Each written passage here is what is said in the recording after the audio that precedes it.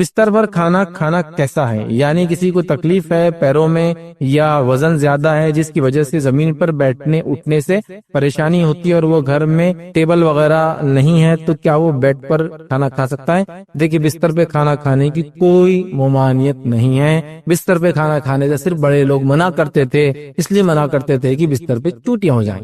یہ وجہ تھی اس کی، اور کچھ وجہ. کھانا کھاتے وقت بات مت کرو، کیوں بولتے ہیں؟ کوئی حدیث تھوڑی یہی کھانا کھاتے بعد اس لیے مت کرو کہ کھانا سانس کی نلی میں جائیں گا. اب کچھ لوگوں نے اس کو اتنا دینی دھارمک روپ دے دیا کہ جب کھانا شروع بسم اللہ کے بعد مطلب کھانے کے بعد بولتے کیا یار کھاتے وقت بات کر رہے تھے تم. تو وہ سب جو چلن والی چیزیں ہیں، شریعتاً کوئی کھانا کھاتے منع نہیں. آپ صلی اللہ علیہ وسلم کھانا کھاتے وہ سے بات چیت کرتے. کہیں حدیث تو آپ سے کھانا کھاتے کھاتے روایت کے صحابہ نے کہا کہ ہم کھانا کھا رہے تھے، نبی اکرم صلی اللہ علیہ وسلم کھانا کھاتے کھاتے ہم سے فلاں فرمایا، تو منع نہیں. وہ جو ٹھسکا وغیرہ لگ سکتا ہے اس لیے بچوں کو بولا جاتا ہے مت کرو. تو ویسے بستر پہ کھانا مت کرو، کیوں؟ چوٹیاں ہوں گے، اینٹس ہوں گے، ہے نا، تو اس وجہ سے منع کیا جاتا ہے. باقی تو بستر کی فضیلت نہیں کہ اس پہ کھانا نہیں کھانا، ٹھیک ہے. ہاں بس وہ پرانا جو معاملہ تھا نا، کیا بولتے اس کو، وہ جو روایتی قصے والا دین تھا وہ بہت ہی ڈینجر تھا. آپ کو نا تکیے پیر رکھے تو وہ کیا گناہ ہوتا تھا. بچوں نے تکیے سے کھیلے کیا آپ نے؟ وہ خوش قسمت بچے تھے تکیے سے کھیلتے تھے، معلوم. اور سر بولے کیا ہے معلوم؟ قرآن ہے بولے. اور تکیہ کیا ہے؟ ریال ہے بولے. ہاں تکیہ پہ جو سر رکھتے نا تو وہ ریال کی اہمیت ہے، اس کے سے قرآن رکھتے. کبھی اس پہ پیر نہیں رکھنا تکیے پہ، کبھی بیٹھنا نہیں. تکیے بیٹھے تو بولے نیچے بمس پہ پھنسی آ جاتے. ہاں کبھی نہیں بیٹھنا. یہ اگر آپ نے نہیں سنا تو پھر آپ تھوڑے بعد کی جنریشن کے، لیکن میری جنریشن میں تو تھا ہی. تکیے بیٹھے تو بولے پھنسی آ جائیں گے تم کو. پھنسی آ گئے بمس پہ، ہاں تکیے بیٹھ رہے ہوں گے. بات برتن میں فلاں کریں گے، کتے پہ تھوکی ہوں گے تو تم کو یہاں پھنسی آ جائیں گے. فلاں کرے تو یہ ہوتا، ٹوائلٹ میں تھوکے تو چہرے پھنسی آ جاتی. فلاں کرے تو یہ ہوتا. یہ سنے نا آپ نے، یہ دین کا حصہ لیا ہوا تھا پہلے. پورا اسلام یہی تھا، چپل الٹی مت کرو. کیسے بھاگتے چپل سیدھی کرنے؟ چپل سیدھی ہونا، چپل کبھی الٹی نہیں. جھاڑو ایسی ٹیڑھی نہیں رہنا، کھڑی رہنے لگی کبھی ٹیڑھی نہیں. تب دیکھیں گے آپ نے توال گرنا نہیں کبھی، کوے نے چلانا نہیں کبھی. یہ پہلے سب دین کا حصہ سمجھاتا تھا. تبھی یہ بستر پہ بھی کھانا کھانا بڑا اشبھ تھا، کیونکہ اس پہ سوتے ایسے والا چوٹیوں کے لیے تھا خالی، ایسا کچھ بھی نہیں تھا. تو تکیے سے کھیلنے نہیں دیتے تھے. مجھے اچھے سے یاد ہے کہ جب کبھی کھیل لے تو والدین جب چلے گئے، بڑے چلے گئے، تو بچے پھر تکیے سے شروع ہو جاتے. جیسی آئے تو تکیہ تو ریال ہے نا، اس پہ سر نہیں رکھ سکتے، سر رکھ رہے تب ہو جاتا. لیکن وہ پریکٹیکلی جو ہے جو ان کو کرنا تھا، یہ بہت ڈینجر تھا اس زمانے میں. تب کی بات ہے، تو کوئی مسئلہ نہیں. آپ کو تکلیف نہیں بھی ہے تو آپ بستر پہ بیٹھ کے کھائے تو کوئی مسئلہ. ہاں کب اس پہ ہم بولیں گے صحیح نہیں ہے؟ جب آپ اپنے آپ کو کبر کی بنیاد پر کہہ رہے ہیں کہ تم تو نیچے کھاتے ہو، ہم بستر پر. جب آپ ٹیبل پہ اس لیے کھائے کہ آپ کبر کی بنیاد پہ کھا رہے ہیں. ابھی تو ٹیبل چیئر پہ ہر کوئی کھاتا ہے، ایسا کوئی کبر نہیں ہے. لیکن اگر کوئی تکبر کر رہا ہے کہ میں نیچے نہیں بیٹھ سکتا تو منع ہے. نبی اکرم صلی اللہ علیہ وسلم نے فرمایا میں ٹیک لگا کر نہیں کھاتا ہوں. تو ٹیک سے مراد کیا؟ ایسا ٹیکا نہیں. ٹیک بولے تو کیا ہے، یہ رومن وغیرہ اور جو پرشین لوگ تھے ان کے بادشاہ کیسے کھانا کھاتے تھے معلوم آپ کو؟ ایک لمبا پلنگ ہوتا تھا اور وہ پلنگ پر ایسا پورا لیٹ جاتے تھے لیفٹ ہینڈ پر، اور پھر ایسا لے کے انگور کھا رہے، خوشا کھا رہے، کھانا کھا رہے. سمجھے آپ؟ تو یہ رائلٹی کی پہچان ہوا کرتی کہ بادشاہ بیٹھ کر نہیں لیٹ کر کھاتا. اور کچھ یوروپین بادشاہ کا یہ حال تھا. ایسا یہ مطلب علامت زیادہ کھانا کھانے کے لیے کیا کرتے تھے معلوم؟ زیادہ کھانا کھانا طاقت کی علامت ہی مانا تھا. تو پانی کے اندر کھانا کھاتے تھے بیٹھ کے، پانی میں ڈوب جاتے تھے پھر کھاتے تھے. اس سے کیا ہوتا مانا ہوگا؟ پانی میں بیٹھ کے کھانے سے زیادہ کھانا کھایا جاتا، تو پانی میں بیٹھ کے کھاتے تھے. وہ بھی میں نے کئی پڑھا ہسٹری کے اندر، پانی میں بیٹھ کے کھانے کا یہ وہ. تو بہرحال ایسے ہی رائلٹی کی علامتیں مانی جاتی. تو حدیث میں جو الفاظ ہے میں ٹیک لے کے نہیں کھاتا، اس سے مراد یہ ایسا پورا سا لیٹ کے جو پورا لیٹ جاتا آدمی، پھر کوئی اس کو آتا چمچے سے کھلاتا ہے تو وہ ایسا سمجھے آپ کھاتا. رائلٹی وہ منع ہے. تو اگر کوئی تکبر کی بنیاد پہ کرے گا تو ہر چیز کے لیے ہوگا، ہے نا.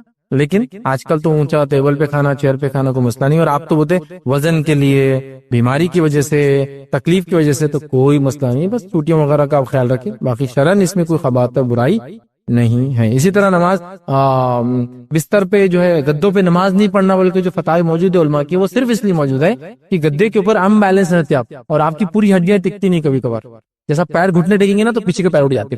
اگر گدا نرم رہا اور آپ نماز سجدہ کر رہے ہیں تو ایک تو منہ پورا دھس جاتا اندر گدے کی وجہ سے، دوسرا جب گھٹنے رکھتے تو پیچھے سے پیر اٹھ جاتے. تو چونکہ اعضاء ٹکتے نہیں بول کے منع کیا گیا اس پر. چہرہ ایسا خبات نہیں، اگر وہ کڑک والا بستر ہے تو اسے نماز ہی پڑھ سکتے ہیں، کوئی مسئلہ نہیں. کچھ لوگ یہ سوچتے بستر پہ سوتے تو نماز ہوتی کیا؟ ہاں بستر پہ سوتے جب تک ناپاکی نہیں ہے نماز بھی ہوتی ہے، اس پہ کوئی مسئلہ ہی نہیں ہے. بہرحال اس میں کوئی انشاءاللہ مسئلہ نہیں. اور ایک موجود ہوتا ہے تو دوسرا بھی موجود ہوتا ہے، اور ایک غائب ہو جاتا ہے تو دوسرا بھی غائب ہو جاتا ہے.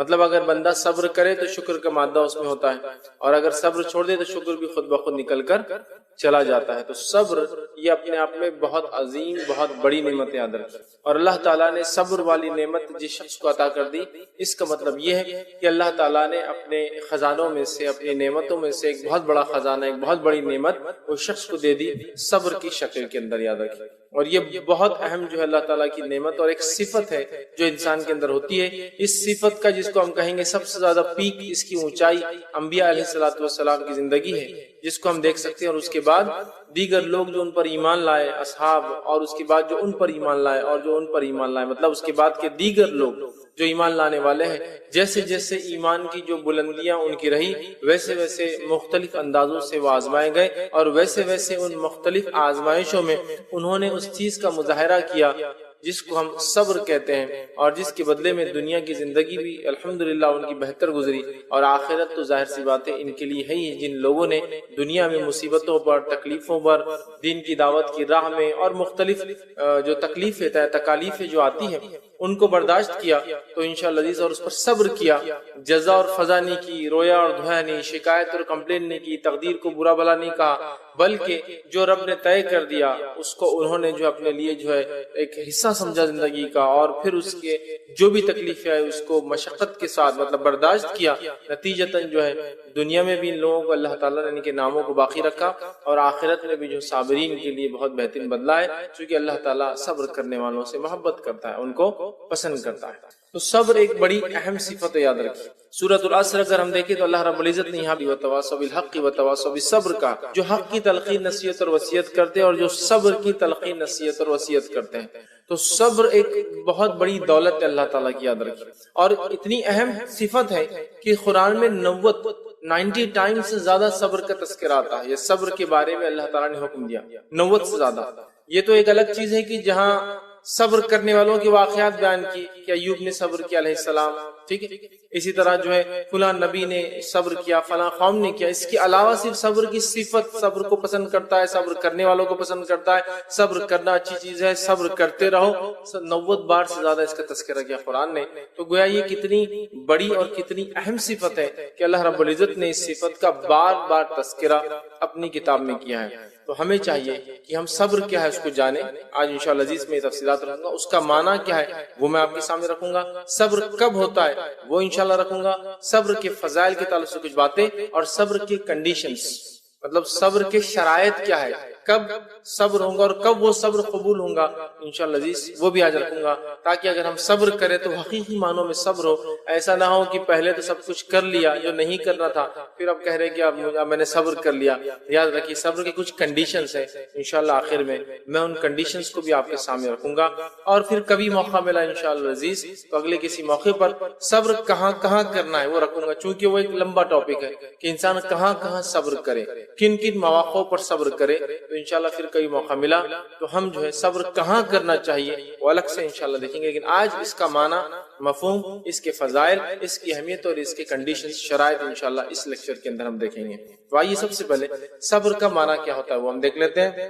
تو سب یاد رکھیے عربی زبان کا لفظ ہے جس کا معنی ہوتا ہے روکنا یا بند کر دینا، اپنے آپ کو روک لینا یا بند کر دینا، یہ اس کا جو ہے معنی ہوتا ہے۔ اللہ رب العزت سورۃ الکہف سورہ نمبر 18 اور آیت نمبر 28 میں فرماتا ہے 28 کے اندر، وَاصْبِرْ نَفْسَكَ مَعَ الَّذِينَ يَدْعُونَ رَبَّهُمْ بِالْغَدَاةِ وَالْعَشِيِّ يُرِيدُونَ وَجْهَهُ۔ اللہ فرماتا اور کہتا ہے اور اپنے آپ کو ان لوگوں میں بند رکھیے، ٹھیک ہے۔ اللہ فرماتا ہے وَاصْبِرْ نَفْسَكَ مَعَ الَّذِينَ يَدْعُونَ رَبَّهُمْ، ان لوگوں میں نبی اپنے آپ کو رکھیے، بند رکھیے جو لوگ اپنے رب کو پکارتے ہیں۔ پھر فرمایا بالغداۃ والعشی، جو صبح اور شام اپنے رب کو پکارتے ہیں، نبی آپ ان کے صحبت میں رہیے، ان کے ساتھ اپنے آپ کو بند کر کے رکھیے، ان کے ساتھ اپنے آپ کو باندھے رکھیے، ٹھیک ہے۔ اور یہ صرف اس لیے کرتے ہیں کہ وہ اللہ کے لیے، خالص اللہ کے لیے، وجہ اللہ کے لیے یہ کام کرتے ہیں، اس کے علاوہ وہ کسی کے لیے کام نہیں کرتے۔ تو یہاں نبی اکرم صلی اللہ علیہ وسلم کو ان لوگوں کے ساتھ اپنے آپ کو بند کرنے کا، ساتھ رہنے کا حکم دیا گیا جو دن رات اپنے رب کو یاد کرتے ہیں اور پکارتے ہیں، ذکر کرتے ہیں۔ تو یہاں دیکھیے وہ صبر کا معنی آیا بند رکھنا، اپنے آپ کو روکے رکھنا یا بند رکھنا، یہ صبر کا جو ہے معنی ہوتا ہے، یاد رکھیں۔ اسی طرح صبر کے تعلق سے علماء جو اس کی تعریف دیتے ہیں، ڈیفینیشن دیتے ہیں، اس کا ایک ڈیفینیشن یہ ہے صبر کا، اپنے آپ کو گھبراہٹ اور ناگواری سے روکنا، اپنے آپ کو گھبراہٹ اور ناگواری سے روکے رکھنا۔ پھر آگے لکھتے ہیں زبان پر حرف شکایت نہ لانا، زبان پر حرف شکایت کی ایسا ہوتا تو ایسا ہوتا، ہمارے ساتھ یہ حرف شکایت نہ لانا۔ پھر آگے وہ لکھتے ہیں باقی اعضائے جسم کو الجھن اور پریشانی مبتلا ہونے سے بچانا، باقی اعضاء اور جوارے کو جسم کو الجھن اور تکلیفوں میں جانے سے یا پھنسانے سے اپنے آپ کو بچانا، یہ کیا ہے؟ صبر ہے۔ تو یاد رکھیں جسمانی عادت سے مراد یہی نہیں کہ آپ کسی چیز کے سامنے، بلکہ ایسا کوئی عمل نہ کرے کہ آخرت میں جہنم میں انسان کو جانا پڑے، اس سے بھی بچانا ہے نا، تو وہاں بھی صبر کرنا پڑتا، اپنے آپ کو روکے رکھنا ہے۔ ایک عمل ہے مجھے اچھا لگتا دنیاوی طور سے، بڑی لذت آتی، مزہ آتا ہے، لیکن میں نہیں کروں گا اس لیے کہ آخرت میں اس کا بدلہ بہت برا ہے، تو میں نے اپنے اعضاء اور جوارے کو اس سے بچایا، روکے رکھا کہ مجھے یہ کرائم، یہ جرم، یہ نشہ، یہ بری چیز، یہ لت نہیں اڈاپٹ کرنا ہے، نہیں اس کو ایکسپٹ کرنا ہے، اس پہ عمل نہیں کرنا ہے، تو یہ بھی صبر کے اندر داخل ہے۔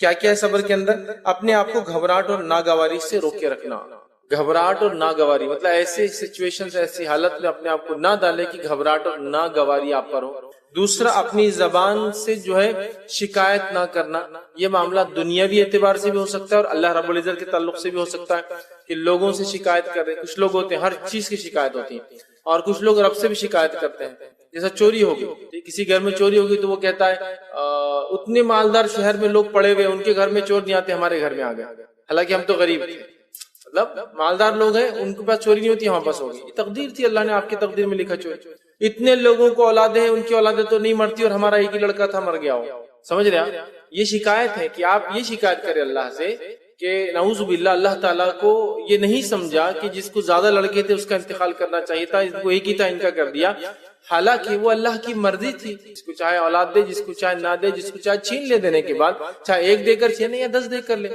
وہ اس کی مرضی ہے، سمجھ رہے بات؟ تو یہ شکایت ہے، تو شکایت سے اپنے نفس کو روکے رکھنا، ٹھیک ہے، زبان سے مطلب شکایت نہ کرنا، پہلے تو اپنے نفس کو ایسے سچویشن میں نہیں ڈالنا، ٹھیک ہے، خراب، دوسرا اپنی زبان سے کبھی شکایت نہ کرنا، اور تیسرا اپنے اعضاء کو، مطلب اعضاء سے مراد سمجھ رہے ہیں باڈی پارٹس کو، جو اعضاء کو، جسم کو الجھن اور پریشانی میں مبتلا ہونے سے بچانا، دنیاوی الجھن اور پریشانی، جھوٹ بولوں گا تو الجھن اور پریشانی آئیں گی، کسی کی غیبت کروں گا تو پکڑ لیں گا گلا، الجھن پریشانی آئیں گی، جھوٹ بول کر مال لٹوں گا تو الجھنی پریشانی آئیں گی، اور آخرت کے اعتبار سے برے عمل کرنے سے آخرت میں الجھن اور پریشانی آئیں گی، تو ایسے اعمال سے اپنے نفس کو روکے رکھنا، اپنے اعضاء اور جوارے کو انوالو نہ کرنا اس میں، یہ ہوتا ہے صبر، یاد رکھیں۔ تو یہ بات بالکل اپنی جگہ طے ہوگی کہ صبر سے مراد برداشت کرنا ہے، عام زبان برداشت کرنا ہے، زبان سے، اعضاء و جوارے سے، ہر اعتبار سے اپنے آپ کو روکے رکھنا ہے، اور برداشت کرنا ہے خالص کس کے لیے؟ اللہ کے لیے، کہ ہم یہ جو کچھ برداشت کر رہے ہیں وہ اللہ کے لیے کر رہے ہیں، تاکہ ہمارا رب اس کا ہمیں مرنے کے بعد بہترین بدلہ عطا فرمایا۔ ٹھیک ہے، تو عام زبان میں صبر کا معنی ہوا زبان سے، اعضاء و جوارے سے، اپنے جسم سے ہم جو ہے اپنے آپ کو روکے رکھے، ہر قسم کی برائی سے، کسی الجھن میں اپنے آپ کو نہ ڈالے، کسی مشکل و پریشانی میں اپنے آپ کو نہ ڈالے، جزا اور فضا نہ کرے، کسی مصیبت کے اندر روئے دھوئے نہیں، ٹھیک ہے، بلکہ اللہ تعالیٰ سے جو اس مصیبت ہٹانے کی بہرحال دعا کرے، ٹھیک ہے، اور شکایت نہ کرے، نہ اللہ کے تعلق سے، نہ دین کے تعلق سے۔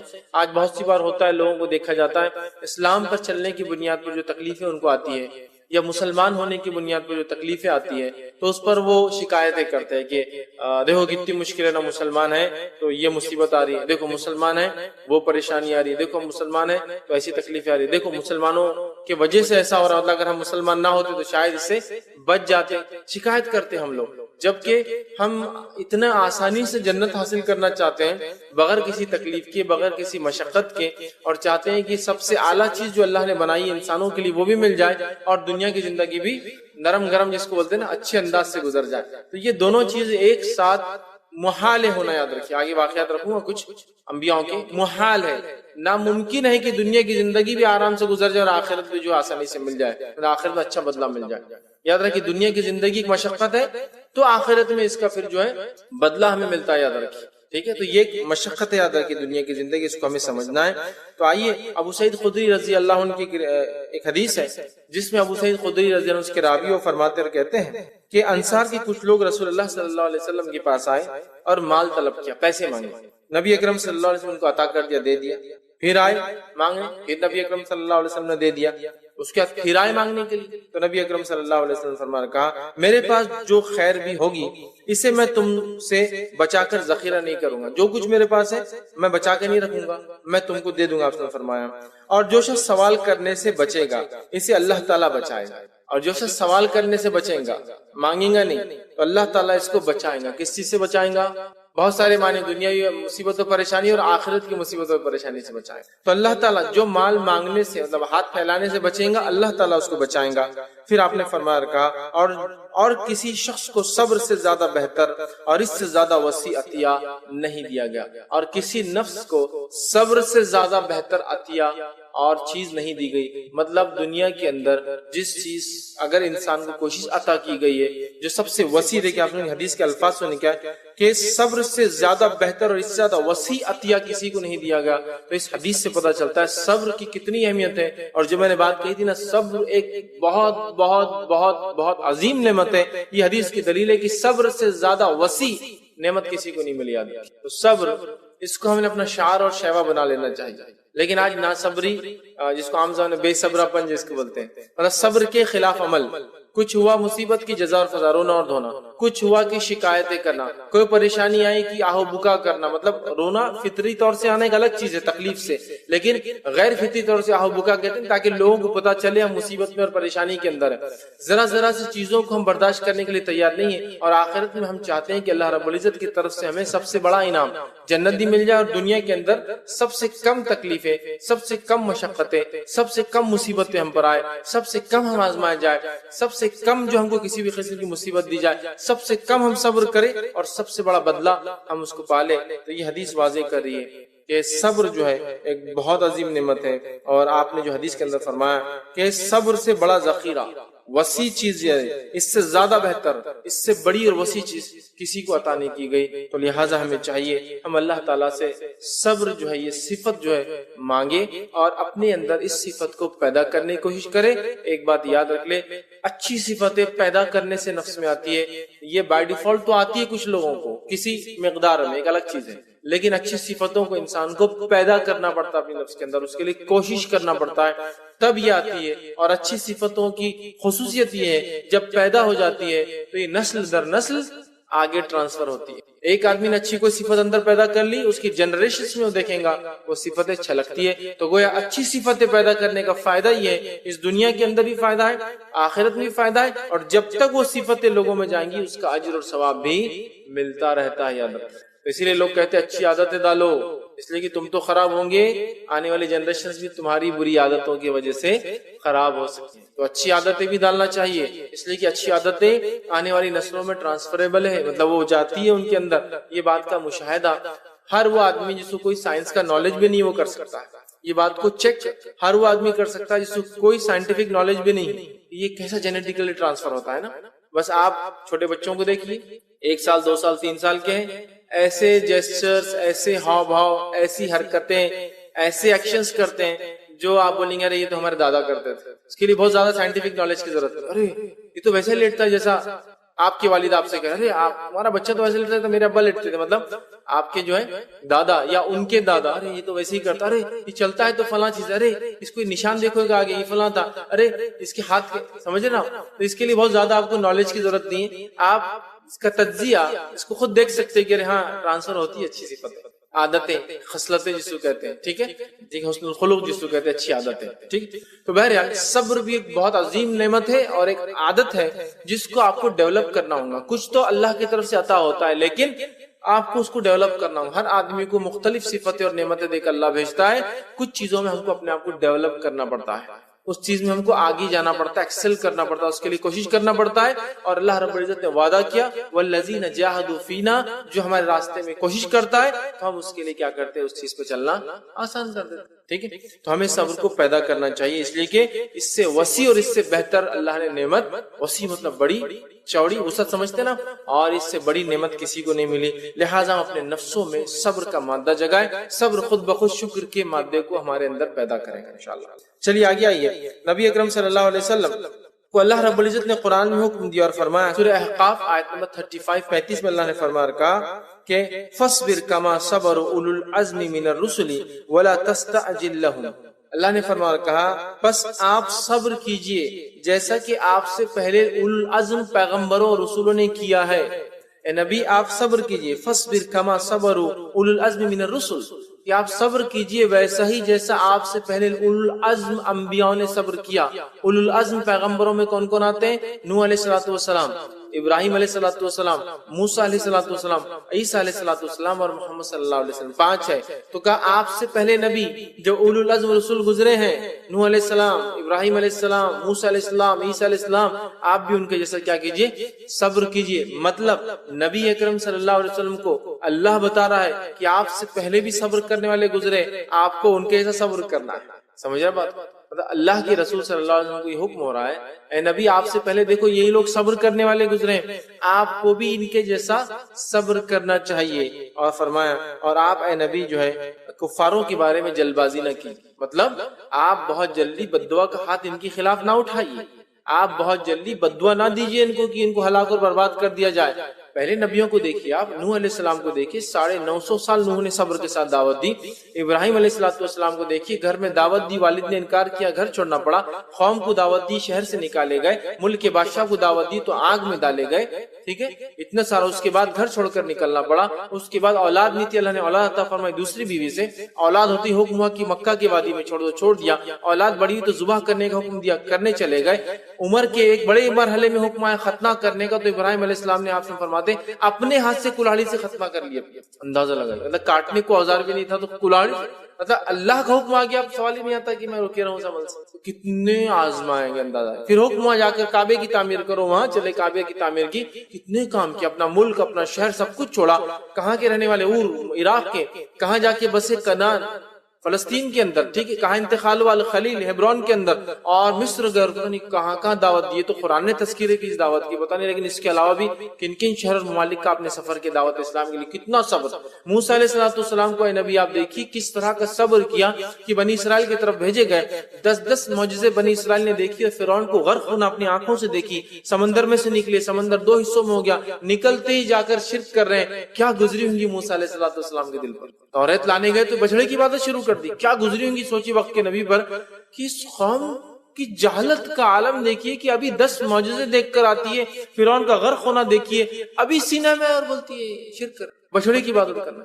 سمجھ رہے ہیں تو کیسا صبر لگا ہوگا موسیٰ علیہ السلام، ہے نا. کتنی تکلیفیں بنی اسرائیل نے دی. کہا کہ ہم کو شہر میں جانا ہے، شہر میں رہنا ہے. کہا چلو شہر میں.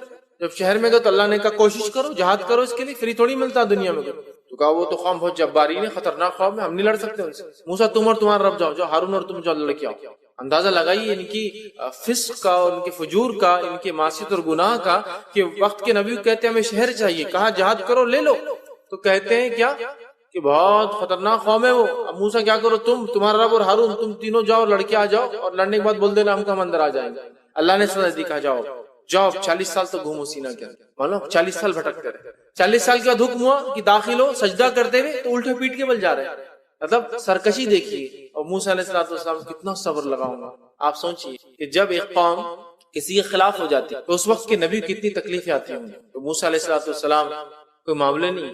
جو گھر کا ذمہ دار ہے میری بات کو بہت اچھے سمجھ سکتا ہے. گھر میں اگر آپ کے بیوی بچے آپ کی بات نہ مانے کتنی کوفت ہوتی ہے نا. پوری قوم ہی دیکھی کیسی خلاف ورزی کری، کتنی تکلیف ہوگی موسیٰ علیہ السلام کو، پھر بھی آپ برداشت کر. صبر. عیسیٰ علیہ السلام کو نبی آپ دیکھیے اولو العزم رسول ہے، کیسا صبر کیا کہ آپ بھیجے گئے بنی اسرائیل کی طرف حق کی دعوت دینے کے لیے، توحید کے پیغام کو پھر سے پہنچانے کے لیے، چونکہ قوم شرک میں ملوث ہو چکی تھی. افسوس کی بات ہے جس طرح سے آج ہم مسلمان ہو چکے ہیں. عیسیٰ علیہ السلام اس پیغام کو لائے، قوم نے ان کے خلاف ہی چالے چلی، وقت کے بادشاہ کو اور وہاں کی حکومت کو بہکایا، کہا سولی پہ لٹکا دو اس کو، اور پوری چال چل لی. اللہ رب العزت نے جو ہے پھر کیا کیا बल रफा अल्लाहु इलैहि, अल्लाह ने जो ईसा अलैहिस्सलाम को अपनी तरफ उठा लिया, ठीक है। तो अब देखिए कितनी तकलीफ थी, तो कहा आप भी वैसे सब्र कीजिए जैसे आपसे पहले उल अज़्म रसूल जो गुजरे हैं जिन्होंने सब्र किया, और इनका सब्र हमारे लिए नमूना है। हमें भी कभी ऐसी कोई तकलीफ आए दुनिया में तो इन अंबियाओं के वाक़यात पढ़ ले, सब्र का मादा नफ्स में इंसान के जागता है। तो नबी अकरम सल्लल्लाहु अलैहि वसल्लम को अल्लाह ने हुक्म दिया है, नबी सब्र आप पैदा कीजिए अपने अंदर, उजलत मत कीजिए काफिरों के खिलाफ बद्दुआ देने के मामले में या फैसला लाने के मामले में कि जो वादा किया जा रहा है, उजलत मत कीजिए। पिछले उलुल अज़्म रसूलों को देखिए क्या अंदाज से और कितना तवील और लंबा सब उन्होंने अल्लाह ताला के लिए किया था, ठीक है। इस बात को हम देख रहे हैं। इसी तरह कुरान में अल्लाह फरमाता है और कहता है, सूरह आल इमरान सूरह नंबर 3 आयत 200 में 200 में अल्लाह फरमाता है, या अय्युहल्लज़ीना आमनुस्बिरु वस्साबिरु वराबितु वत्तकुल्लाह लअल्लकुम तुफ्लिहून।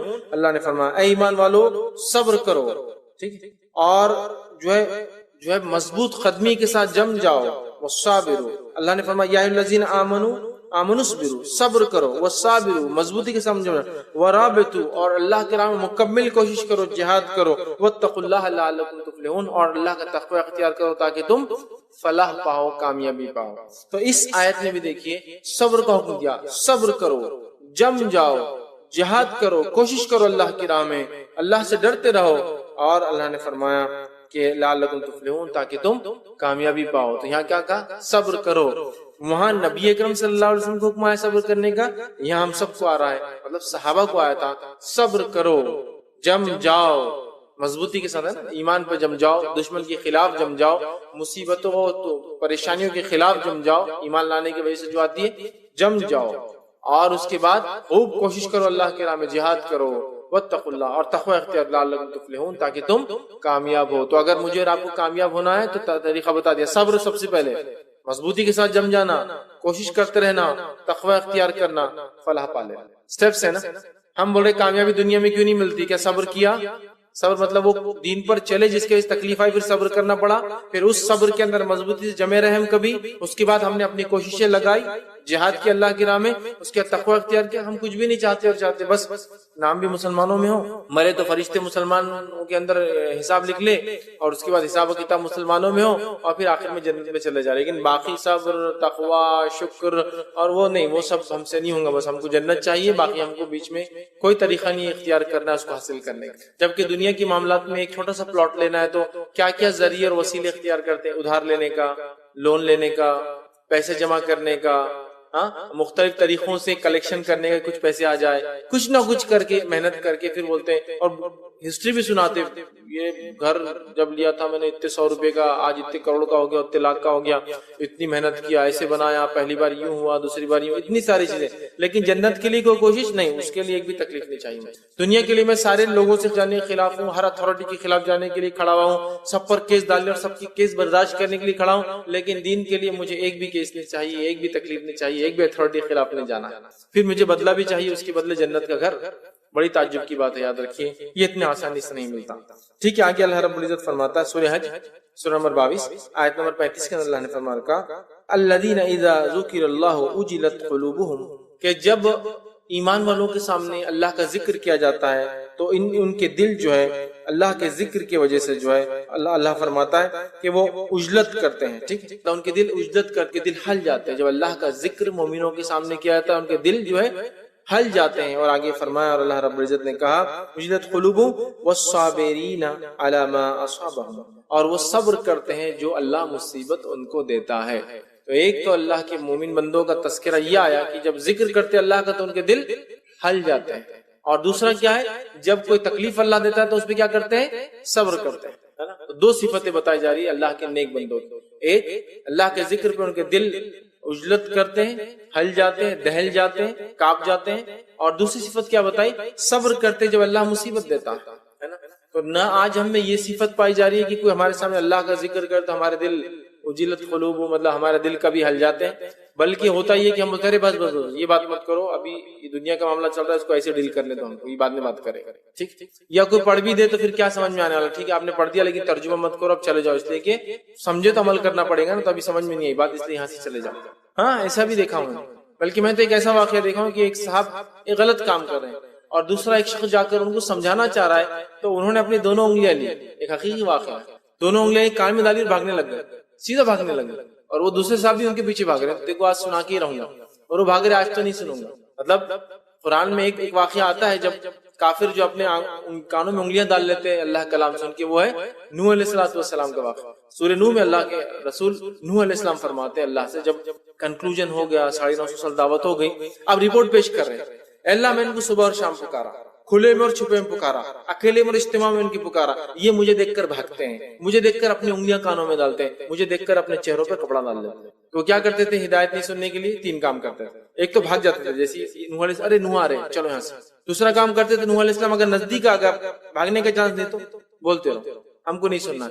और तीसरा, नूह अलैहिस्सलाम बोलते थे लेकिन अब देखना नहीं, तो चेहरे पे कपड़ा डाल के बैठ जाते थे, समझा? तो ये करते थे। तो आज वैसी हाल हो चुका है, तो दिल कांप जाते हैं। और क्या अल्लाह ने फरमाया, कुलूबुहुम वस्साबिरीन अला मा असाबहुम, और अल्लाह के जो है वो सब्र करते हैं जो मुसीबत अल्लाह देता है। तो हमें भी याद रखिए, सब्र का दामन नहीं छोड़ना, याद रखिए सब्र ये बड़ी अहम चीज है, याद रखिए सब्र बहुत अहम चीज है, इसको समझने की जरूरत है, याद रखिए। और इस सिफत को अपने अंदर लाने की जरूरत है, और अल्लाह से खूब गिरला के दुआ करने की जरूरत है कि अल्लाह हमें सब्र करने वाला बना। आगे अल्लाह ने फरमाया सूरह बकरा सूरह नंबर 2 आयत 45 में, वस्तईनु बिस्सब्रि वस्सलाह, ये मांगो सब्र और नमाज के जरिए। अल्लाह से मांगने का तरीका क्या है?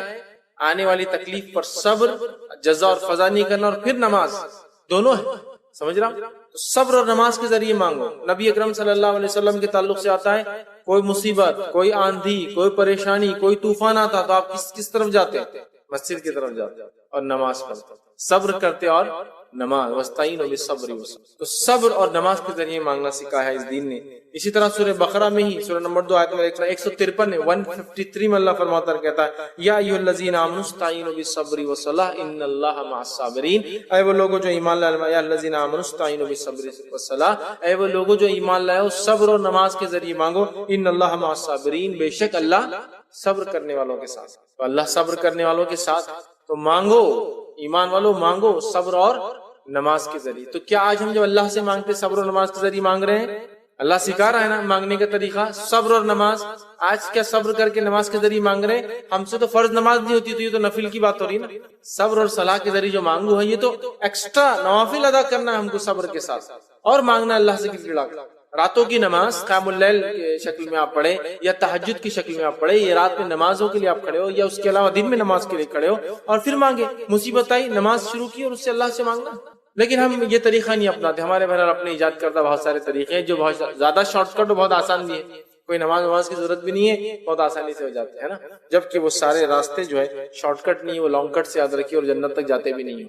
मतलब वो रास्ते जन्नत के है ही नहीं जिस जो हमने इजाद कर लिए। ये है मांगने का तरीका, सब्र और नमाज का। तो कहा ऐ ईमान वालों, सब्र और नमाज के जरिए मांगो, और बेशक अल्लाह सब्र करने वालों के साथ है। अल्लाह सब्र करने वालों को पसंद करता है। सब्र से ज्यादा वसी और बड़ी नेमत किसी को अता नहीं हुई। कितनी बातें सब्र के ताल्लुक से देखी आ रही है। इसी तरह सूरह आल इमरान आयत नंबर 146 में अल्लाह ने फरमाया, कहा वल्लाहु युहिब्बुस साबिरीन, कि अल्लाह ताला सब्र करने वालों से मोहब्बत करता है। ठीक है, सब्र करने वालों से मोहब्बत करता है। सूरह यूसुफ सूरह नंबर 12 आयत नंबर 90 में 90 में अल्लाह ने फरमाया और कहा, जो शख्स उससे डरता और सब्र करता रहे तो अल्लाह ताला नेककारों का अजर जाया नहीं करते। तो जो सब्र करता है और अल्लाह से डरता है, अल्लाह ऐसे लोगों के अजर को जाया नहीं करता। जो लोग अल्लाह से डरते हैं और नेकी करते हैं, मतलब सब्र करते हैं साथ में, तो अल्लाह ताला ऐसे लोगों का अमल जाया नहीं करता। ये बात यूसुफ अलैहिस्सलाम के लिए कही गई कि यूसुफ अलैहिस्सलाम ने सब्र किया उनके भाइयों के कुएं में डालने के बावजूद, सब्र किया उनके कत्ल की कोशिश के बावजूद, सब्र किया हाकिम बनने के बाद अपने भाइयों को सामने देखने के बावजूद, है ना। यूसुफ अलैहिस्सलाम हाकिम बन गए थे, मिस्र के बहुत बड़े वजीर बन चुके थे, खजानुल अर्ज़, जमीन के जितने भी मादनियात निकलते उसके आप वजीर बना दिए गए थे। और उस वक्त इनके भाई गल्ला मांगने आए थे। तो जब यूसुफ तो बहुत छोटे थे जब इन्होंने कुएं में डाला था, भाई तो नहीं पहचान सके यूसुफ को, लेकिन यूसुफ ने तो सबको पहचान लिया। लेकिन उसके बाद भी उसके बाद सारे भाइयों को माफ कर दिया, उसके बाद सबको दावत दी कि आकर मिस्र में रहो, सब अपने ही खातिरों को अपने साथ रखा। ये समझ रहे बात। तो ये सब्र जो है एक बहुत अजीम नेमत है, हमें इसके लिए कोशिश करना चाहिए। तो कहा यूसुफ अलैहिस्सलाम के बारे में, जो शख्स उससे डरता रहा, तक़वा इख्तियार किया, सब्र करता रहा, तो अल्लाह ताला नेकोकारों के अज्र को ضائع نہیں کرتے، جیسے یوسف علیہ السلام کے اجروں کو اللہ نے ضائع نہیں کیا۔ جیل میں جانے کے باوجود بھی اللہ نے نکلوایا، نکالنے کے بعد ایک ایسی پوزیشن دی جو ظاہر سی بات ایک عام آدمی کے لیے ناممکن تھی۔ اندازہ لگائیے، ایک کیس کے اندر آپ جیل میں تھے اور الزام بہت سنگین ایک عورت نے ڈالا تھا کہ میری عزت پہ نعوذ باللہ یوسف نے ہاتھ ڈالا، جیل گئے لیکن صبر کا دامن نہیں چھوڑا، غلط چیز کی طرف غلط راستہ اختیار نہیں کیا۔ یہاں تو دیکھیں نا، جرم کرو تو بچو گے ورنہ تم کو سزا ملے گی، تو کہا میں سزا لینے کو تیار ہوں، جرم تو میرے سے ہونے والا نہیں ہے، جرم تو میرے سے ہونے والا نہیں، ٹھیک ہے، اور جیل چلے گئے۔ ایک واقعہ آتا ہے ایک جو ہے ایک اسلاف میں سے کہ ایک شخص تھے دیندار، کسی عورت نے ان کو کسی بہانے سے گھر بلا لیا، کوئی مسئلہ پوچھنا ہے، فلاں کام کرنا ہے، وہ چلے گئے اور جانے کے بعد اس نے کہا کہ اب گھر سے باہر گئے مجھ سے منہ کالا کرے بغیر تو میں چلاؤں گا اور لوگوں کو پتہ چل جائیں گے، تمہاری عزت، تمہارا وقار، تمہارا علم، تمہاری کتابیں سب ضائع ہو جائیں گی پھر، کیونکہ تم پر یہ الزام رہے گا۔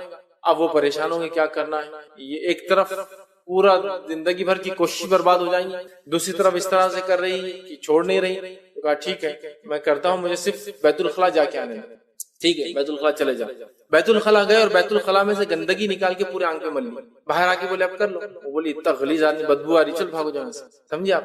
اس نے خود عورت نے کہا کیا سمجھ رہے آپ، کسی انسان کے آنکھ پہ غلاظت ہے تو اس سے کون زنا کرے گا؟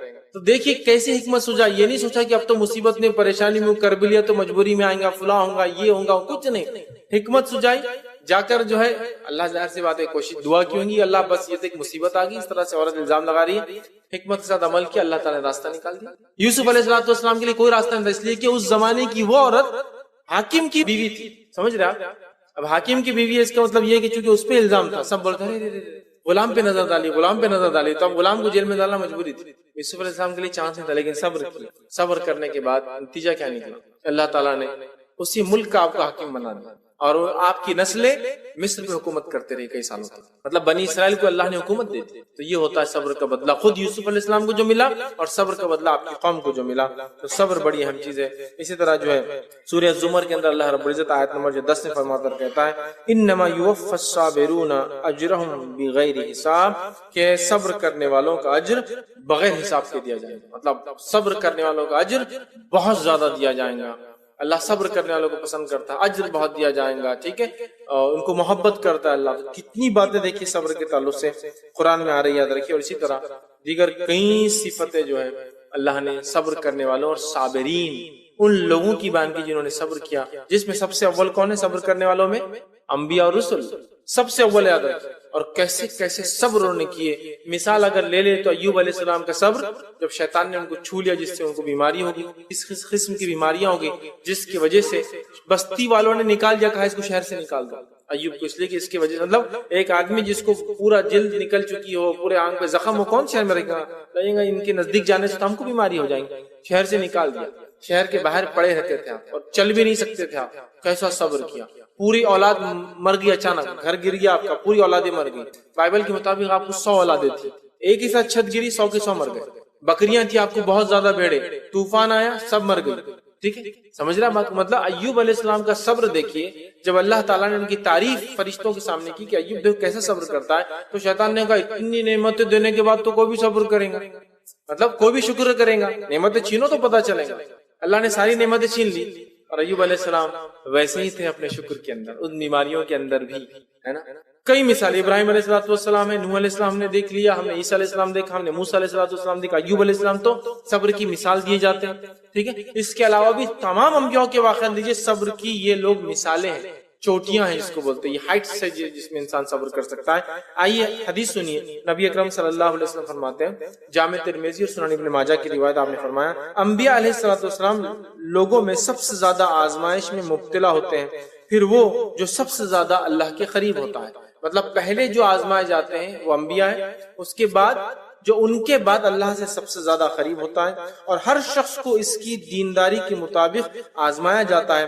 اگر وہ دینداری میں مضبوط ہو تو اس پر آزمائش بھی سخت آتی ہے، اور اگر وہ اس میں کمزور ہو تو اس کے مطابق ہی اس پر آزمائش ڈالی جاتی ہے، اور آزمائش بندے مومن کو پریشان کیے رکھتی ہے، حتیٰ کہ وہ زمین پر اس حالت میں چلتا پھرتا ہے کہ اس پر کوئی گناہ اللہ باقی ہی نہیں رکھتا۔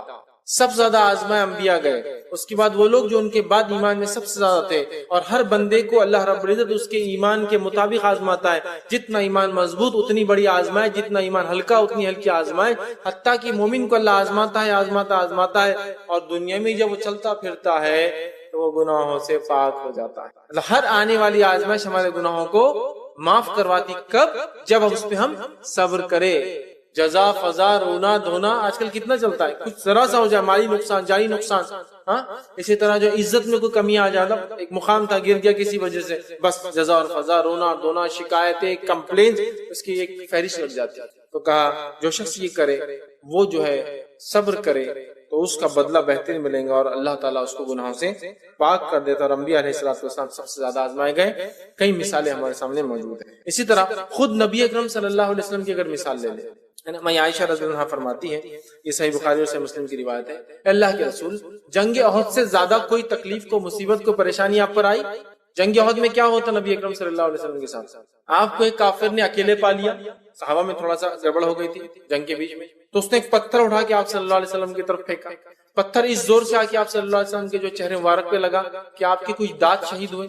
وہ جو کڑیاں ہوتی ہے حفاظت کے لیے جو ٹوپی پہنی جاتی ہے، اس کی کڑیاں آپ صلی اللہ علیہ وسلم کے چہرے مبارک میں، یہاں ہڈی ہوتی گال کی، اس میں دھس گئی، ٹھیک ہے۔ نبی اکرم صلی اللہ علیہ وسلم اپنے گھوڑے سے نیچے گر گئے، اور آپ کو وہ جو مار لگے اس سے پورا چہرہ آپ کا خون سے بھر گیا۔ لیکن اس وقت نبی اکرم صلی اللہ علیہ وسلم کا قول کیا تھا کہ اے اللہ میری قوم کو معاف کر دے، اس لیے کہ جانتی نہیں کہ میں تیرا نبی ہوں۔ یہ نہیں کہا کہ اللہ ان کو ہلاک کر دینا، برباد کر دینا، کہا اللہ اس قوم کو معاف کر دینا، اس لیے کہ جانتی نہیں میں کون ہوں، ٹھیک ہے۔ تو کتنا صبر کیا۔ تو میں عائشہ پوچھ رہی اس سے زیادہ بھی تکلیف والی کوئی دن، کوئی گھڑی، کوئی رات آئی ہے آپ پر احد والے اس واقعے میں؟ تو آپ صلی اللہ علیہ وسلم فرمایا اے عائشہ ہاں یہ تیری قوم کی طرف سے ہوا۔ جب میں مکے سے طائف گیا اور سوچا کہ شاید طائف والے ننیالی رشتہ دار ایمان لائے، کوئی ایمان نہیں لایا، میرا مذاق اڑایا گیا، اور مجھے جو ہے اوباش قسم کے بچے میرے پیچھے چھوڑ دیے گئے، انہوں نے مجھے پتھر مارے، روایت میں آتا ہے اتنے پتھر مارے، اتنا آپ کا جسم زخمی ہوا کہ آپ کے جوتوں میں بھی خون بھر گیا، جس سے جوتے چپک گئے تھے، اتنا مارا، ٹھیک۔ اس کے بعد ایک بادل آیا آپ صلی اللہ علیہ وسلم کے، بادل میں جبرائیل علیہ السلام تھے، کہا میرے ساتھ فرشتے ہیں، ملک الجبال ہے، پہاڑوں کے فرشتے، آپ حکم دے یہ بستی کو ہم جو ہے نست و نابود کرتے ہیں۔ آپ صلی اللہ علیہ وسلم نے فرمایا یہ ایمان نہ لائے تو کیا ہوا، ان کی قومیں ان کی نسلیں انشاءاللہ ایمان لائیں آنے والے۔ وہاں بھی آپ نے صبر دکھا، تو کہا یہ صبر کا میرا سب سے بڑا موقع تھا، مطلب بہت سے زیادہ تکلیف آپ کو دعوت کی فیلڈ میں، جہاد سے زیادہ تکلیف آپ کو دعوت کی۔ آج ہم میں سے بہت سارے لوگ اللہ کے نام میں کوشش کی بات کرتے ہیں لیکن دعوت کی کوئی کوشش نہیں، جبکہ نبی اکرم صلی اللہ علیہ وسلم سے زیادہ تکلیف دعوت کے میدان میں۔ بہرحال تو یہ تھا آپ صلی اللہ علیہ وسلم کو جو تکلیف دی گئی۔ اسی طرح ہم دیکھتے ہیں عبداللہ ابن مسعود رضی اللہ عنہ فرماتے ہیں کہ نبی اکرم صلی اللہ علیہ وسلم کی خدمت میں جو ہے میں حاضر ہوا، اور حاضر ہونے کے بعد دیکھا کہ اللہ کے رسول صلی اللہ علیہ وسلم کو بخار ہے۔ جب بخار میں نے دیکھا تو بہت زیادہ بخار تھا، نبی اکرم صلی اللہ علیہ وسلم کو انہوں نے کہا اللہ کے رسول آپ کو تو بخار بہت زیادہ ہے؟ تو آپ صلی اللہ علیہ وسلم فرمائے ہاں مجھے 2 آدمیوں کے برابر بخار آتا ہے، مطلب بہت زیادہ بخار آتا ہے۔ تو انہوں نے فرمایا اللہ کے رسول یہ اسی طرح ہے نا؟ تو آپ نے کہا اسی طرح ہے، مجھے 2 آدمیوں کے برابر بخار آتا ہے۔ پھر آپ نے فرمایا کہا کہ جس مسلمان کو تکلیف پہنچے یا کاٹا چبھے، مطلب انہوں نے صحابی نے کہا تو آپ کو اجر بھی دگنا ملتا ہوگا اس کا، مطلب اسی طرح ہے نا کہ اجر بھی دگنا ملتا ہے؟ آپ نے فرمایا اسی طرح اجر بھی مجھے ڈبل ملتا ہے، بخار بھی ڈبل آتا ہے۔ پھر آپ سے آگے فرماتے ہیں جس مسلمان کو کوئی تکلیف پہنچے یا کاٹا چبھے یا اس سے کوئی بڑی تکلیف آئے تو اللہ تعالیٰ اس کے گناہوں کو ایسے مٹا دیتا ہے جیسے ایک درخت سے پتے گر جاتے ہیں۔ جب انسان صبر کرتا ہے تو تکلیف آتی ہے تو اللہ تعالیٰ اس کے گناہوں کو ایسے ہی مٹا دیتا ہے جس طرح سے سوکھے جھاڑ کے پتے گر جاتے ہیں، جب آپ جھاڑ کو ہلائے یا سوکھنے سے خود بخود، اس طرح سے صبر کرنے کی وجہ سے اللہ تعالیٰ گناہوں کو مٹا دیتا ہے۔ ہم سب یہ چاہتے ہیں کہ اللہ تعالیٰ ہمارے گناہوں کو معاف کرے، لیکن صبر والا معاملہ ہم پیدا نہیں کرتے اپنے۔ صبر بڑی اہم صفت یاد رکھیے۔ صبر کے فائدوں میں ایک فائدہ دیکھیے یہ بھی ہوتا ہے، صبر کی اہمیت کے بعد اس کے فائدوں میں ایک یہ کہ صبر کرنے والے پر دنیا میں اللہ تعالیٰ نوازش اور رحمتیں برساتا ہے۔ جو شخص صبر کرتا ہے اس کے فضائل میں بات ہے اللہ اس پر رحم اور نوازشیں اپنی برساتا ہے، جس کے بارے میں اللہ رب العزت نے سورہ بقرہ سورہ نمبر 2 آیت نمبر 155 155 757 میں بڑی مشہور اور معروف آیت اللہ فرماتا ہے وَلَنَبْلُوَنَّكُمْ بِشَيْءٍ مِّنَ الْخَوْفِ وَالْجُوعِ وَنَقْصٍ مِّنَ الْأَمْوَالِ وَالْأَنفُسِ وَالثَّمَرَاتِ فَبَشِّرِ الصَّابِرِينَ۔ اللہ فرماتا ہے کہ اور ہم تمہیں ضرور بھی ضرور آزمائیں گے بشیء من الخوف خوف کے ذریعے والجوع اور بھوک کے ذریعے ونقص من الاموال اور مال کی کمی سے والانفس اور اپنی نفس کی جانوں کی کمی سے والثمرات اور پھلوں کی کمی سے وبشر الصابرین ایسے صبر کرنے والوں کو جو ہے خوشخبری دے دیجئے الذین اذا اصابتهم مصیبت قالوا جب ان پر کوئی مصیبت آتی ہے تو پھر یہ مصیبت میں یہ کہتے ہیں ان للہ وانا الیہ راجعون ہم اللہ کی طرف سے آتے اور اللہ کی طرف لوٹ کر جانا ہے اولئک علیہم صلوات من ربہم ورحمہ یہی وہ لوگ ہیں جن پر اللہ کی نوازش اور رحمت ہو کر رہیں گے واولئک هم المهتدون اور یہی لوگ حقیقت میں ہدایت کے راستے پر تو اللہ کی رحمتیں اور نوازشیں اسی پر برستی جو صبر کرتا ہے اور صبر کیسے کرتا ہے جب کوئی مصیبت آتی ہے تو کیا کہتا ہے ان للہ وانا الیہ راجعون یہ نہیں کہا جب کوئی مرتا ہے تو یہ کہتا ہے جب کوئی مصیبت آتی ہے تو کیا کہتا ہے ان للہ وانا الیہ راجعون کوئی مر گیا ان للہ وانا الیہ راجعون مصیبت کوئی چیز گم گئی ان للہ وانا الیہ راجعون مصیبت کوئی چیز کھو گئی نہیں ملتی ہے کوئی بیماری چلے گئی کوئی نعمت چھن گئی ہر چیز پر آپ پڑھ سکتے ہیں جس کو آپ مصیبت سمجھے ان للہ انا الیہ راجعون تو اللہ رب العزت فرماتا ہے کہ وہ کہتے ہیں جب ان پہ کوئی مصیبت الذین اذا اصابتهم مصیبت جب ان پہ کوئی مصیبت آتی ہے تو وہ کہتے ہیں ان للہ وانا الیہ راجعون اور ایک حدیث میں آپ صلی اللہ علیہ وسلم نے فرمایا جس میں ام سلمہ رضی اللہ عنہا اپنا ہی واقعہ بیان کرتی ہے بہت ہی پیارا واقعہ صحیح مسلم کی روایت واقعہ رکھ دیتا ہوں آپ کے سامنے یہ باتیں جب وہ آیتیں وغیرہ صحابیات نے سن رکھی تھی ہوا یہ کہ ام سلمہ رضی اللہ عنہا کے شوہر کا انتقال ہو گیا ٹھیک ہے تو نبی اکرم صلی اللہ علیہ وسلم نے یہ دعا سکھائی تھی کہ جب کسی کو کوئی مصیبت آئے اور مصیبت میں وہ یہ کہے ان للہ وانا الیہ راجعون اے اللہ ہم تیری ہی طرف سے تیری ہی طرف لوٹ کر جانا ہے اور پھر وہ کہے وہ دعا کرے آگے اس کا ترجمہ اس طرح سے اے اللہ میری اس مصیبت کو جو ہے تو مجھے اجر دے اور اس مصیبت کو خیر میں جو ہے میرے لیے تبدیل کر دے یا اس مصیبت کا مجھے اس سے اچھا خیر بدلہ عطا فرما تو اللہ تعالیٰ اس مصیبت پہ اس سے خیر بدلہ انسان کو عطا فرماتا ہے تو جب ان کے شوہر کا انتقال ہوا یہ بات انہوں نے سن رکھی تھی فوراً پڑھ دیا ان للہ وانا الیہ راجعون اے اللہ اس مصیبت کا مجھے اس سے بہترین بدلہ دے اور ان کی عدت گزرتے ہی نبی اکرم صلی اللہ علیہ وسلم کا پیغام ان کے لیے آ گیا تو گویا شوہر کھو دیا تھا ایک ان للہ وانا الیہ راجعون پڑھا اور اللہ تعالیٰ نے سب سے بہترین شوہر جو دنیا میں ہو سکتا وہ آپ کو دے دیا سمجھا ان للہ ہماری کوئی چیز گم گئی ان للہ وانا الیہ راجعون اللہ اس کا اس سے اچھا بدلہ دے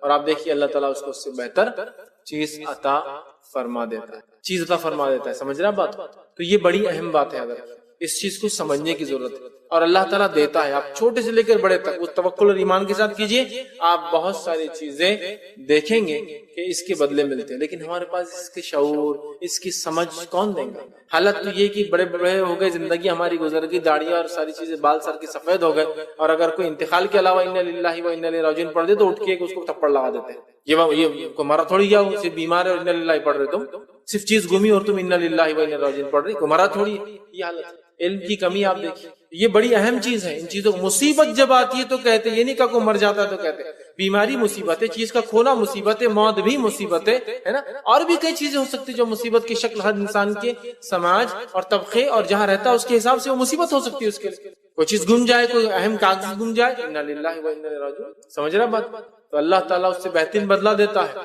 اس بات کو سمجھنے کی ضرورت ہے سکھانے کی ضرورت ہے اور خود اس پر عمل کرنے کی ضرورت ہے اللہ تو فرما رہا ہے کہ جب مصیبت دیتے ہیں تو یہ کہتے ہیں اور انہی لوگوں پر اللہ کی رحمت اور نوازش ہونے والی اللہ کی رحمت نوازش چاہتے ہیں یہ پڑھنا شروع کر دیجیے یہ عادت ڈال لیجیے اپنا ایک معمول بنا لیجیے ہم لوگ سب سے پہلے کیا کرتے کوئی مصیبت تو ارے بہت برا ہو گیا اس سے کچھ نہیں ہونے والا برا ہو گیا اس کو ہی معلوم ہو اور برا اور پہلے ٹینشن میں ختم ہو جاتا کوئی اس سے دلاسا ملتا ہے کہ یہ بولنے سے ان للہ وانا الیہ راجعون بہت آپ کے ساتھ غلط ہوا بہت برا ہوا بہت بڑا نقصان ہوا آپ کا وہی بولیں گے ان للہ وانا الیہ راجعون میرے ساتھ یہ معمول بنانا ہے ہمیں اس چیز کو سمجھنا ہے اور اس چیز کو اپنے زندگی میں عمل میں لانا ہے تو اس کو پریکٹیکلی ہم کو لینا ہے کہ ہم ہر بار ہر مصیبت پر اس کو پڑھ کر دیکھیں اور اس کے بدلے بہت جلدی اللہ تعالیٰ دیتا ہے ایک چھوٹا سا واقعہ میرے ذہن میں ہے جب میں اسکول میں تھا اور ان للہ وانا الیہ راجعون مجھے جب پتا نہیں تھا میں نے بعد میں پھر سیکھا گھر پہ آگے مجھے جلدی سیکھا اس کا بہت فائدہ ہو رہا ٹھیک واقعہ یہ ہوا تھا کہ اسکول میں ہمارے ایک دوست تھے اور ان کی سائیکل چوری ہو گئی اب جب سائیکل چوری ہو گئی تو ہم سب پیدل جاتے تھے اور وہ اکیلے سائیکل پہ آتے تھے ہم کو بڑی خوشی ہوئی کہ تو یہ پورا سماج ہمارے پاس یہی دیکھا جاتا ہے ہمارے سماج میں کسی کے نقصان پہ ہم لوگ خوش ہوتے ہیں دل میں خوش ہم کو تربیت نہیں ملتی اپنے گھروں کے اندر کہ ہم کسی کے نقصان پہ افسوس جتائیں خوشی ہوتی ہے بچوں کو دیکھیے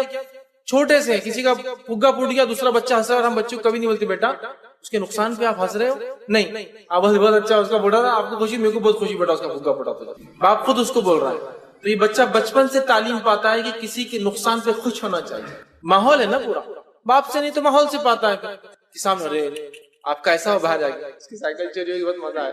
یہ ہماری فطرت ہے. اب ہم بھی چھوٹے تھے, سائیکل چوری ہوگی تو ہم کو خوشی ہو رہی ہے, چلے گی اس کی بہت مزہ آیا, اس کی سائیکل چلے گی. بہت سائیکل پہ آتا تھا اس ٹائم میں, بہت ایک دم نئی سائیکل آئی تھی, ہینڈل وینڈل اس کا بہت اسٹائلش آتا تھا. اچھا, بہت اچھا ہوا, سائیکل چلی گئی. ہم اپنے آپ میں خوش ہوئے کیونکہ وہ سائیکل پہ آتا تھا, اور بہت کم 8-10 سائیکلیں اسکول میں ہوتی تھی, لیکن وہ ایک جاننے والا لڑکا تھا, اس کو علم تھا, وہ ایک عرب خاندان سے تعلق رکھتا تھا, وہ ان کی زبان پہ تھا انا للہ و انا الیہ راجعون. تو اس نے جب بھی پڑھ دیا, باہر گیا ڈھونڈا نہیں ملی, انا للہ و انا الیہ راجعون, اس نے پڑھ لیا. اب ہم سب خوش ہو رہے کہ سائیکل چلے. اس کے بعد ہوا یوں کہ تھوڑے دن بعد جب آیا تو لونا پہ آیا, نئی لونا لے کر. ایک لونا آئی تھی جس کو بغیر نمبر کی آتی تھی, اس کو رجسٹریشن نہیں لگتا تھا. ایک کمپنی کی لونا آتی تھی ایک ٹائم میں جس کو رجسٹریشن نہیں لگتا تھا, لونا اور سائیکل دونوں. تو لونا لے کر آ گیا. اب ہماری حسد کی تو انتہا ہو گئی, پہلے سائیکل پہ آتا تو ہی حسد تھی, اب لونا پہ آ گیا. لا کر وہ آ گیا اور اس نے کہا کہ میں نے یہ بات سن رکھی تھی کہ انا للہ و انا الیہ راجعون پڑھے تو اس سے اچھا ملتا. جب میری سائیکل گم گئی, گھر گیا بہت ڈرتے ڈرتے, والد نے ڈانٹا دھمکایا. پھر سائیکل لینے گئے تو سائیکل کی قیمت کچھ 800 یا 900 روپے تھی, اور کسی نے کہا کہ 4000 روپے میں بغیر لائسنس والی لونا, بغیر رجسٹریشن لگتا ہے, اس کو لائسنس بھی لگتا ہے, لے لو. بچہ دور سے آتا جاتا ہے تو والد صاحب نے لونا دلا دی. میرے کو اس کا فائدہ ہوگا, مطلب سائیکل گئی اور اسے 4 گنا اچھی چیز لونا آ گئی. ٹھیک, اور بعد میں اس لونا بہت گھومے ہم لوگ بھی. ٹھیک, جب تک نعمت ہے تو فائدہ اٹھانا ہے, جب جائیں گے پھر ہنسیں گے ہم لوگ. ٹھیک, یہ